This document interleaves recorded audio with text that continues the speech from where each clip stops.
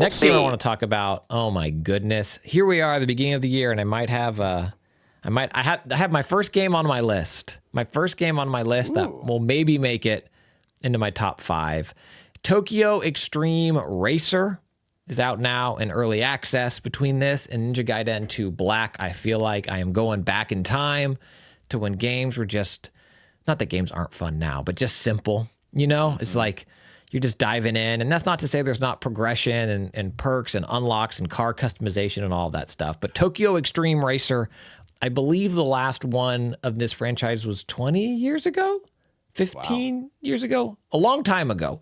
But this franchise for me harkens back to the Dreamcast era, that style of racing game. You're bombing around the freeways around Tokyo, and every race is a 1v1 match against another street racer. Tokyo Xtreme Racer 2025 is built in Unreal Engine 5. It looks great. And it's still that same concept where you're driving around these freeways around Tokyo at night, and you come across a rival, you flash your lights at them, and then you're racing. You're racing on these freeways, and how far in front of your rival you are, they have like a health bar, and it depletes, and that's how you'll then win. There's not a finish line. It's just staying in front of them for long enough or keeping them from being in front of you. You can kind of, if you get right on their bumper and ride their bumper, that's an attack, and that kind of drains a certain part of their energy. Same if they do that to you, or if they kind of veer you into other traffic. It's not burnout, but there is some, maneuvering and rubbing and stuff like that in the game. And man, I miss this style of racing game. It is just so fun to be back on these freeway courses that have existed in Gran Turismo, certainly, and other games since then.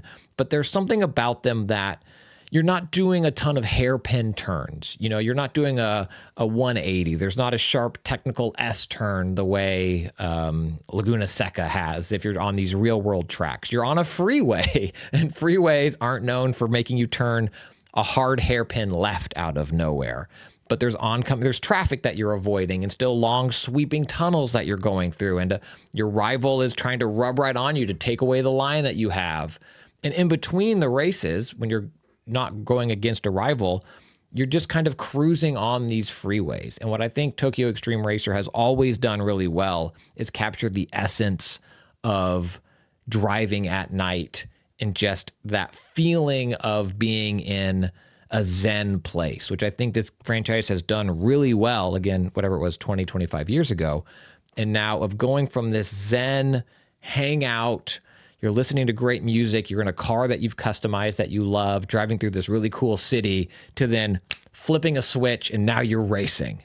And that on again, off again energy switch I find super compelling. And if you lose a race and it's frustrating, you're immediately back in kind of that zen place of just cruising around the freeways, looking for the next target that you're going to try to take down, going back to the garage, tweaking settings, trying to change this aspect of your car to give you a little bit of an edge before you have to spend a ton of money and maybe upgrade the engine or something like that.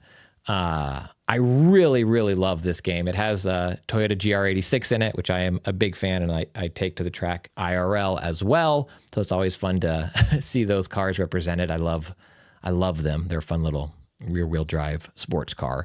And in early access, this game feels super complete. I imagine there'll be more cars. I imagine there will be more rivals. But as an early access game, I can already highly recommend it, and I'm very excited to see what the full, 1.0 release brings. But if you are looking for that Dreamcast, PlayStation 2 era style game that is arcadey, it is not Gran Turismo physics or anything like that. Man, oh man, Tokyo Xtreme Racer just absolutely nails it. Nails it. Wow. You said early access on Steam, you mean? Yes, it's currently only on PC. They have talked about console plans, but there's no console release announced yet, unfortunately. But it does run on Steam Deck, and on Steam Deck, you're running pretty much everything in low.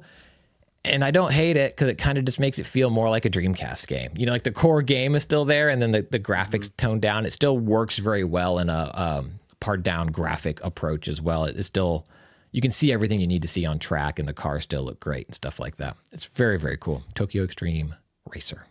I'm looking at it on Steam. It's a Steam Deck is where I play Steam. So worth it if I'm just a Steam Deck person at $30, or should I hold off?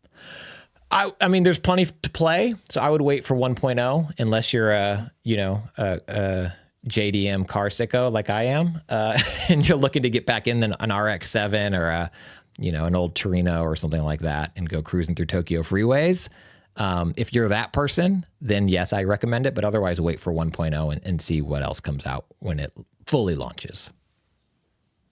Gotcha. All Sounds right. good. Thanks, man. That is Tokyo Xtreme Racer. Yeah, Christian, buddy. what else is on your playlist?